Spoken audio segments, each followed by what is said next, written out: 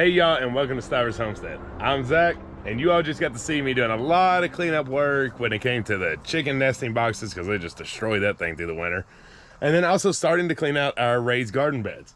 One thing I did want to acknowledge with that though, before we dig into some seed starting here, is what I was removing was like dead grass, the dead plants that were from there. However, any leaves and just loose like matter, I left in those beds because I'm just going to keep those in there as compost. That also works as mulch. So once we actually start our plants, that'll help absorb water for us. But it was just anything that had a root ball.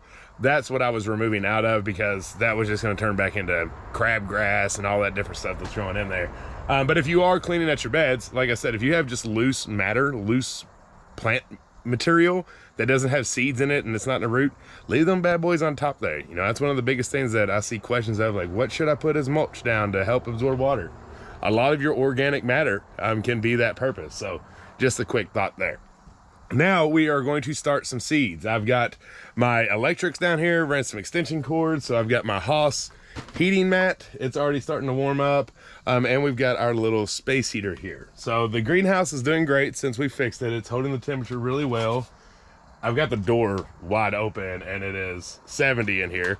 So that's nice. We've got about a 55 degree day today. So we're making good progress in the greenhouse. So this stuff, the germination mat from Haas and the space heater, is going to be just for night to keep this area warm and the soil warm. That's what, just remember that, y'all.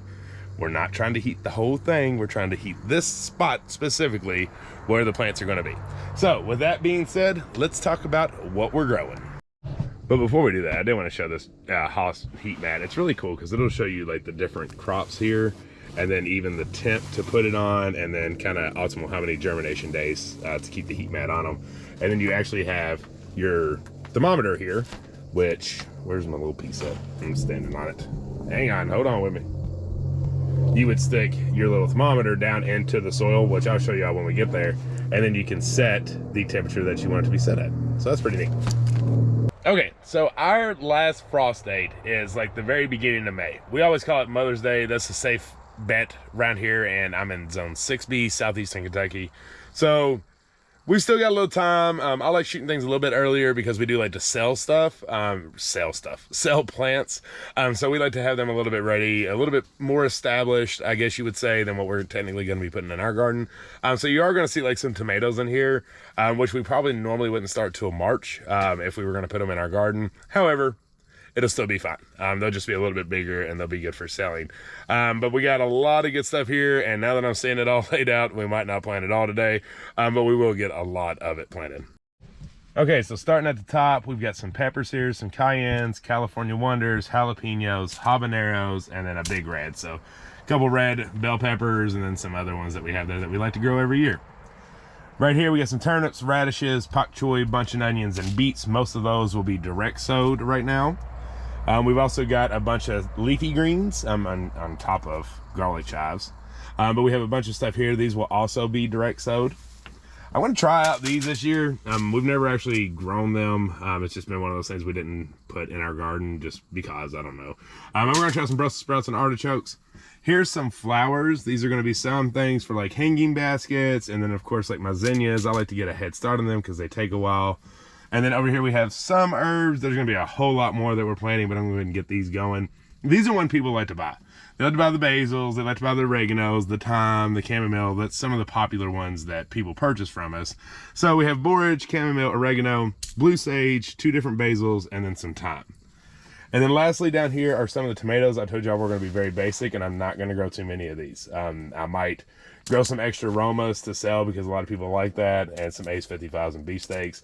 But for the most part, we're going to have a very small amount of tomatoes in our garden this year, but these are the ones that we are going to be planting.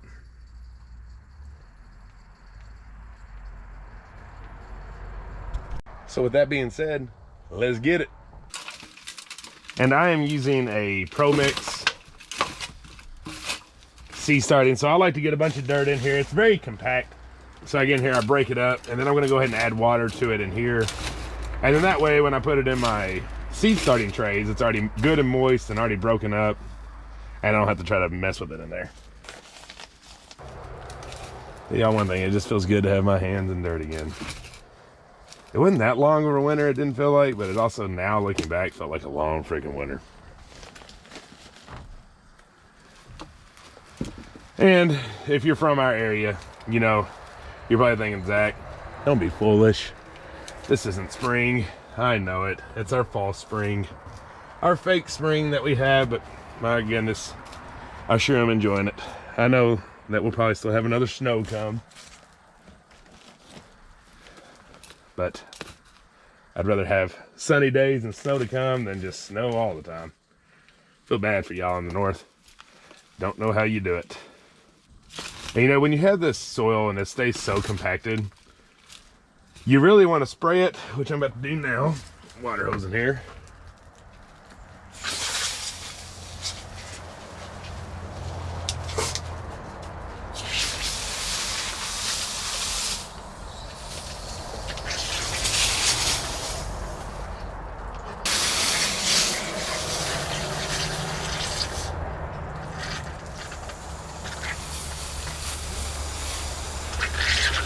So our water company, they like did something to where we have like better pressure.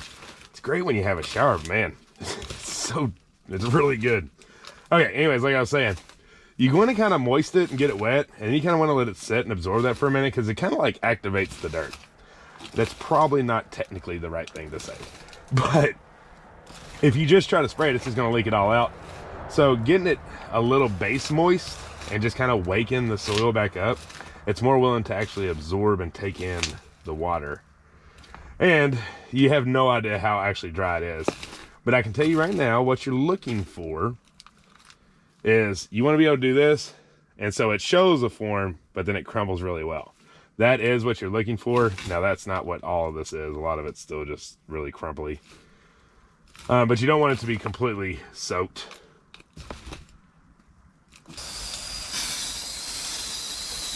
All right, I think that's going to do it to where we need it to be. And again, as always, I'm telling you how I like to do it, but nothing's a complete science here. Everything works a little different depending on where you are and what you like. Biggest thing with gardening is to just get out and experiment and play and figure out what works best at your house, not what works best at everybody else's. It's all going to be a little different. All right, so that's what I'm looking for. I'm looking for a little weight, you know, a little weight in it. I can still crumble it really good. You can just tell that it's starting to absorb some water. So this will be a good start. That way I know I won't have a whole lot of water's just dripping. It won't go down too far once I put it into my seed starting trays, and then we'll water it again once we get the seeds in. So let's get on it.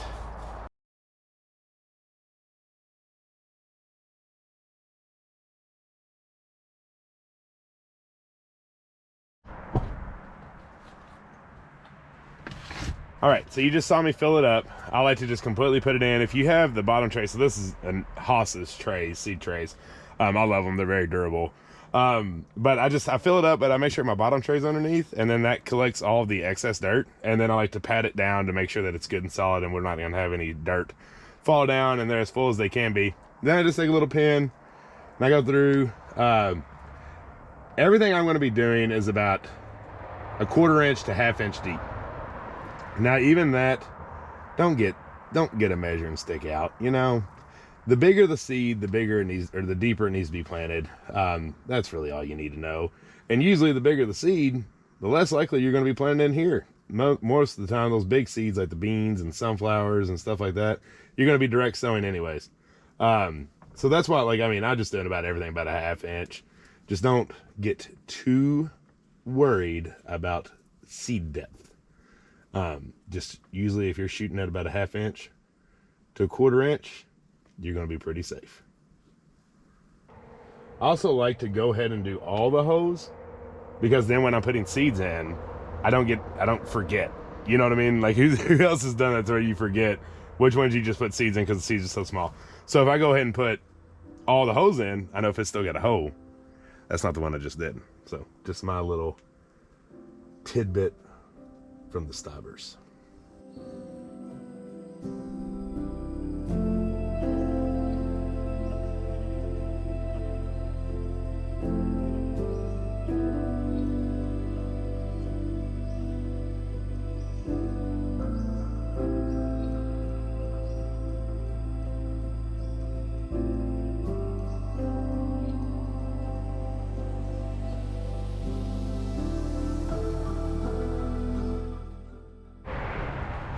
All right, got it off my heating mat, got my thermometer in. It is raising the temp now on this germination mat.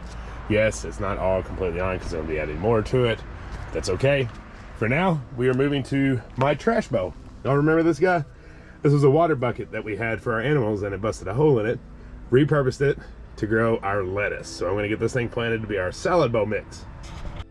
And this is what we're putting in there.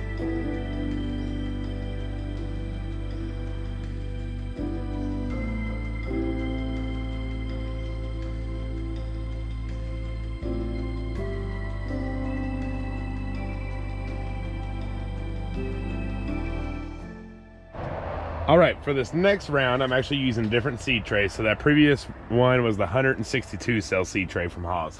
These are the 24.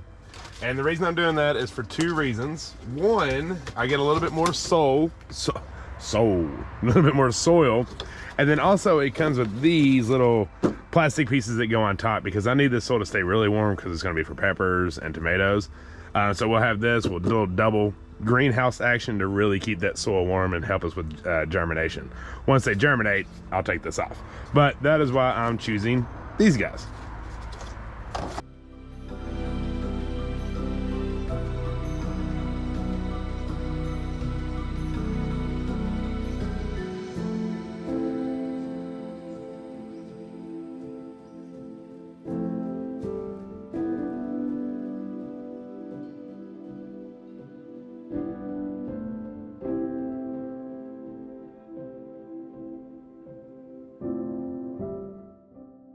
All right, there we go. That is a bunch of seeds started. I did not get all of them started that I wanted to. I didn't get the herbs, and then I didn't get the co-crops and stuff like that started.